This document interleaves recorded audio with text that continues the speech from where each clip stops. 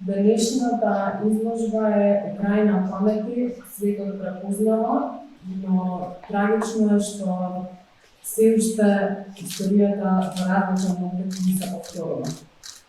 Не смееме да се плашиме да го кренеме гласот против нечовечните тирански режими, кои како пред 90 години, така и денес се одговорни за убиството на милиони луѓе. Се сменја играчите, но играта и понатаму остана иста. Ништо не се промени, освен името на диктаторот и начинот на убивање. Прво беше Сталин, диктатор на државата, што во тоа време се нарекуваше Советски сојуз. За 90 години подоцна, сегашниот диктатор на истата држава да има иста цел – да ја покори Украина или да ја уништи. Геноцидот продолжува токму од причина што претходниот геноцид не беше навремено казнат.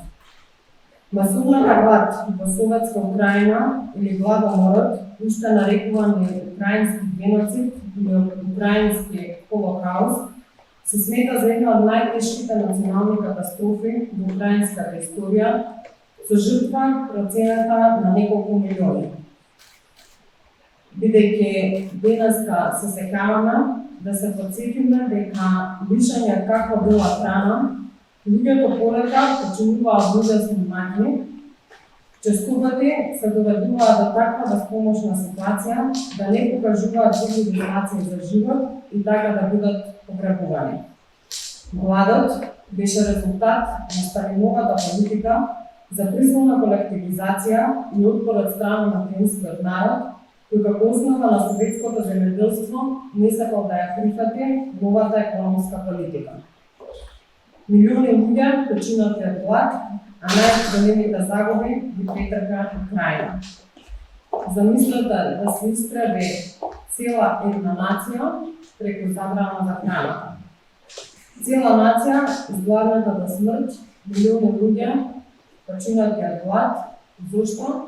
Само затоа што се спротивставуваат на определена политика и затоа што се украинци.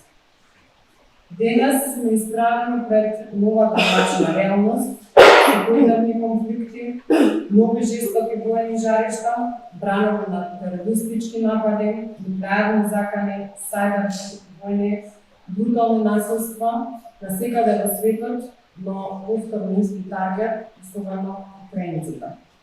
И не смееме да дозволиме ваквите акти на агресија да бидат заборавени.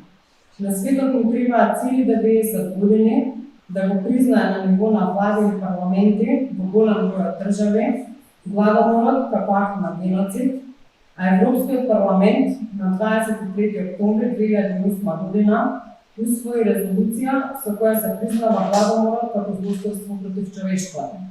Ваквиот пример треба да го следат сите земји, вклучително и Македонија. Имаме одговорност кон самите сега, кон граѓаните во сопствените држави и кон сите луѓе ширум светот да ги преземаме сите можни превентивни мерки за ова зло да не се повторува.